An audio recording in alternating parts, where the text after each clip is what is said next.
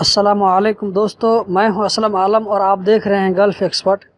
دوستو، آج کی ویڈیو میں آپ لوگوں کے ساتھ ایک بہت بڑی اپڈیٹ شیئر کرنے والا ہوں جو کہ بالکل نیا ہے، اور وہ ہے ویزا کے حوالے سے۔ جن بھائیوں کا ویزا ابھی 2-4 دن میں ایشو ہوا ہے یا اب ہونے والا ہے، تو ان لوگوں کے لیے اپڈیٹ جاننا بالکل ضروری ہے۔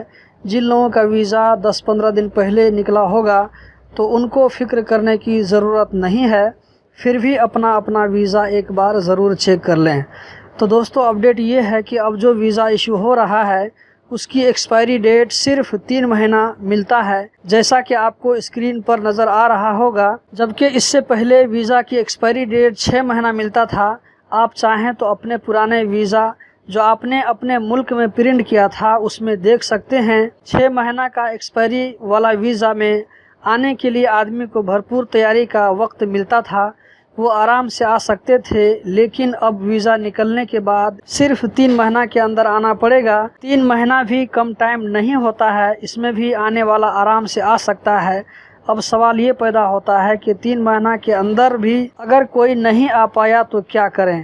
تو اس کے لیے ویزا رینیو کرنا پڑے گا، جس کی فیس 300 ریال ہے۔ اگر دیکھا جائے تو یہ ایک حساب سے اچھا بھی ہے، خاص کر کے کمپنی اور کفیل کے لیے، کیونکہ ویزا نکلنے کے بعد اگر کوئی نہیں آتا تھا تو یہ ویزا 6 مہینہ کے لیے اسٹاپ ہو جاتا تھا۔ 6 مہینہ کے بعد ہی اس کو دوسرے آدمی کے لیے یوز کر سکتے تھے۔ اس سے پہلے یوز کرنے کے لیے ایئرپورٹ سے ٹکٹ لینا پڑتا تھا اور ویزا کو کینسل کرانا پڑتا تھا، لیکن 3 مہینہ کی مدت جلد ختم ہو جائے گی اور اس طرح وہ ویزا دوبارہ یوز کرنے کے قابل ہو جائے گا۔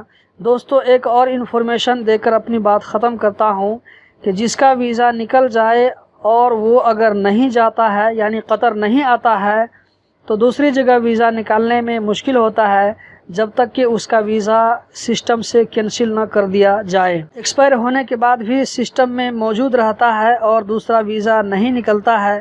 دوستو، اس ویڈیو کو اپنے دوسرے دوستوں کے ساتھ واٹس ایپ یا فیس بک وغیرہ پر ضرور شیئر کریں تاکہ دوسروں کو بھی پتہ چل سکے اور ان کا وقت پر کام ہو سکے۔ ایسا نہ ہو کہ 6 مہینہ والی بات یاد رکھ کر مشکلات میں پھنس جائے۔ تو ملتے ہیں ایک اور ویڈیو میں، اپنا خیال رکھیں۔